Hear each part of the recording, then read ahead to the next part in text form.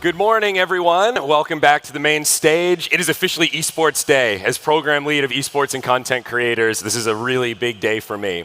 We've got the grand finals coming up this afternoon, but to get things kicked off, I really wanted to help contextualize why esports is so important, why it means so much to me, and how we can start to kind of bridge the gap, the history between traditional Web 2 esports and the future, at least in my opinion, with Web 3 esports. Jason Lake is here with me, the founder and CEO of Complexity. He is a veteran of veterans within the esports space. It's a privilege to have him on the stage. Jason, thank you so much for being here. Thank you so much for having me. I've really enjoyed being here the last couple days, and I very much appreciate the invitation and the warm welcome I've received from the Axie Nation and the Axie community that's here at the convention. We were joking, usually when I go to gaming or esports conventions, a lot of people kind of know me and are always coming up to me, and it's a bit exhausting. And coming into this community where no one knew me, and just being another member of the community, I received a very warm welcome. It speaks highly to the Axie Nation, and thank you very much for having me. Absolutely. And yeah, thank you. That's very much similar to my experience. When I started at Axie, I had some imposter syndrome. You know, I'm not a Web3 native guy. I've been following it for a lot of years, but I was worried, will this community accept me as someone who doesn't come from crypto?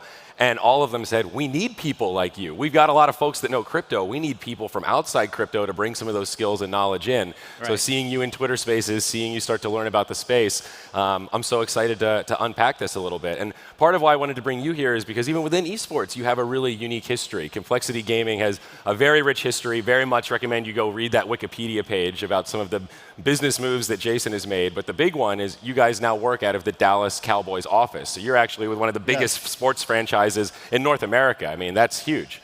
Yes, I founded Complexity in 2003, so next year's our 20th anniversary, and as many people in gaming know, 20 years might as well be 200, so I'm a bit of an old timer. I've been blessed to kind of live and experience many different iterations of gaming, all the way from the Atari as a child. I like to joke I've been gaming for about 40 years, and I've been in esports about 20. At different iterations of esports. We ended up in 2017 doing a deal with the owner of the Dallas Cowboys. We built out a large facility on their campus in Dallas, Texas, Frisco, Texas, and continue to do our thing. And you know, I prefer to really be a futurist, and I always try to stay on the cutting edge. When I first started Complexity in 2003, I was actually building a series of law firms in Atlanta, Georgia, taking the traditional route that your parents would love you to do. Oh, my son got a finance degree, my son got a law degree, now he's building out law firms. But I always had a passion for gaming, and that passion drew me to my quote-unquote side gig to found Complexity, one of the first corporated esports teams in North American history. And during that time, and I hope some people in this community will find this encouraging, people that genuinely cared for me, my family that loved me, really encouraged me against doing this. I was investing a tremendous amount of money out of my own pocket to build Complexity. I was traveling around the world. I got married, had 2 wonderful kids. At one point, I was working as a lawyer in Atlanta all week, flying to Los Angeles every weekend. So it was very demanding, it was very expensive, and people were like, hey, like you've got a great thing going, you've got a wife, at the time you've got a beautiful daughter, you're building this law firm out, stop wasting your time with gaming, stop wasting your time with esports. They don't say that so much anymore. And I know there are people in the Web3 community, in the Axie community, that at times, you know, they're really passionate about this, they really believe in this, but people that love them and people whose opinions they value are like, stop this, like you're wasting your life. So if my story might be a bit encouraging on that regard, I hope so. I love to hear that because it parallels my experience so much. I got into esports in 2010 and had very similar conversations with friends, family members, colleagues that said, no one's ever going to pay you to watch other people play video games. We think you're just looking for an excuse to play video games yourself. How is this going to be a business? I was in university then as a business major, and I tried to write a business plan about esports, and they said, nope, unless you're making games, we don't want to hear about it, which is kind of funny for an entrepreneurial program and seeing where we are now. And I hear a lot of parallels, I guess, in where Web3 is at right now. And even, you know, when the bull markets come and things start to balloon, there's some similarities there. You know, things start to get over-leveraged, over-invested, and we've certainly seen some of that in esports as well. It has bubbled a few times. Yeah, and I think even casual gamers don't really realize how far competitive esports has come. I break down esports into kind of three segments. Esports 1.0 was kind of the beginning, late 1990s, early 2000s. A pro gamer generally would compete with their teammates from his mom's basement or her mom's basement, right? They might only see their teammates once or twice a year, usually at a CPL or a QuakeCon or something like that. Esports 2.0 was kind of the dawn of the gamer house. We started taking things really seriously because we'd rent a large house, the team would move in with their coach, and they would basically train 24/7. What we discovered was it's not necessarily healthy living with your coworkers. The team would get better really fast, but after that, they would end up hating each other. You go to make a sandwich, your teammate's there. You want to have your significant other over, your teammate's there. You're brushing your teeth, your teammate's there. It was too much. So when we moved to Texas, I set out to build what I call Esports 3.0. It's really the evolution of professional player lifestyle, mental health care, physical health care, nutrition. The gamers that we have that live in Texas live in luxury apartments, so they have privacy. After work each day, they can go home and have their own space. They get breakfast and lunch at the Cowboys training table, which is food prepared for the Dallas Cowboys players, so we have their nutrition covered. We have a gym on the property where they get free memberships and have to exercise. We don't tell them what they need to do, but they need to exercise, so we have that covered. We also have a sports therapy hospital on the property where they get physicals, any preventative reactive medical care. Then they come over to our facility where we spent millions of dollars building out, and you can find a lot of this on YouTube, some of the most advanced training facilities in the world. Our gamer rooms have temperature controls so we can control the temperature, lighting controls so we can like have them flashing or replicate any background light. We can pump crowd noise into our training rooms. And of course, we spend a lot of time worried and focused on player mental health and training. So all the way from the proverbial mom's basement, our gamers are now training in multi-million-dollar facilities. So esports has come a really long way. I guess what the average gamer would ask, the average Axie fan would ask, is why should I care? And I think that's a really, really good question. If you study the history of esports, you need to ask yourself, why have some of the biggest developers in the world thrown so many millions of dollars behind this?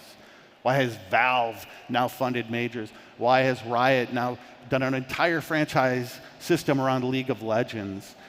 And to me, I think it really comes down to a basic human instinct. When we're really passionate about something, we're really interested in people that are very excellent at that thing. If you like playing basketball, you're watching Michael Jordan, right?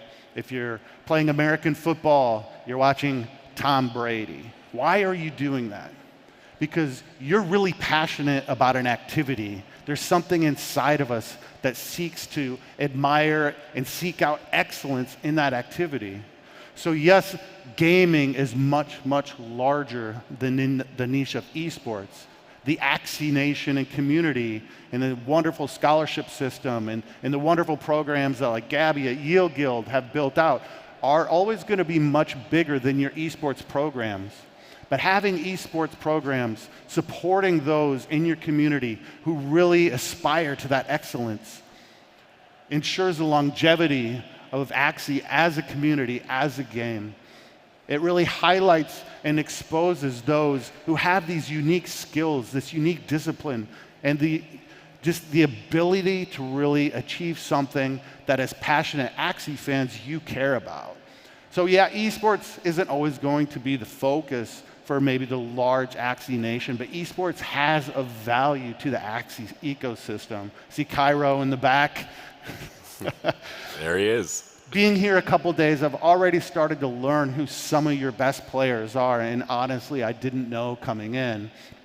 There's always going to be a pushback. I saw the legend Chuck has joined the anti-esports group over at Quest, and I love that. I love the fun banter. But as an old-timer coming from traditional esports, with years and years across multiple games, I promise you, if you build your esports program, if you lift up the players amongst you that are the best at what you do, it invigorates your community. It adds something to your community that without the competitive aspect, without that aspiration, without the Michael Jordans to look up to, your community will be lacking. So. Very well said. I often think of esports as the great amplifier. You know, Yes. I've had so many job offers of people saying, Zyori, you seem to know esports. We want to hire you so that you can make our game popular. We want to use esports as a marketing tool to bring in new users. And I've always said, I don't know if it really works that way. I think you need this base of organic energy, these hardcore players that are playing through thick and thin, even when it doesn't always make financial sense. When I think back to the StarCraft 2 days, 2010, you go to those early MLGs, it didn't really make sense. A lot of the people there were working, hourly jobs, saving their money so that they could quit and then be a pro for 3 months and just live in that cycle and hope that they could make it. But when you met those people and you sensed the passion, you could sense that there was something there and that this was pushing these games to a whole nother level. Yes. And I think that energy is infectious. Yeah, there's definitely been games that have tried to force esports for esports' sake. And I'm not going to call out anyone because I don't want to offend any developers or any of my friends who might have been on those teams, but those usually fail. The core of any successful video game, in my opinion, comes down to number one, needs to be a good game. You can try to force these games down any community or esports. It needs to be a good game that people are passionate about and want to engage with. And number two, and perhaps even as important, is community. There needs to be a certain amount of people around the world that are passionate about this good game, that want to engage with this good game, that want to meet people that also enjoy the game that they enjoy. And as that passion grows and as that community grows, that is when a true esport can really be born.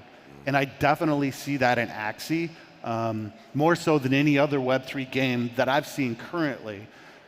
So I would encourage the Axie Nation to definitely get behind your esports pros, get behind the esports programs, reach out to people like Jiho and Andrew and be like, hey, I might not be the best player in the world, but I want to support this. I want to support this for the Axie Nation because you have a big enough game, you have a good game, you have a passionate community, and in my humble opinion, this is the next step that you really should take.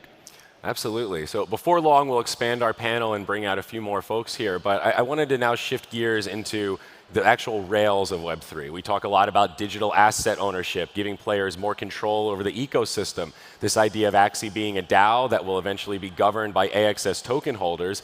And esports is part of our thesis where who could be more valuable and dedicated to this ecosystem and care about it than the pro players that spend their time competing every day.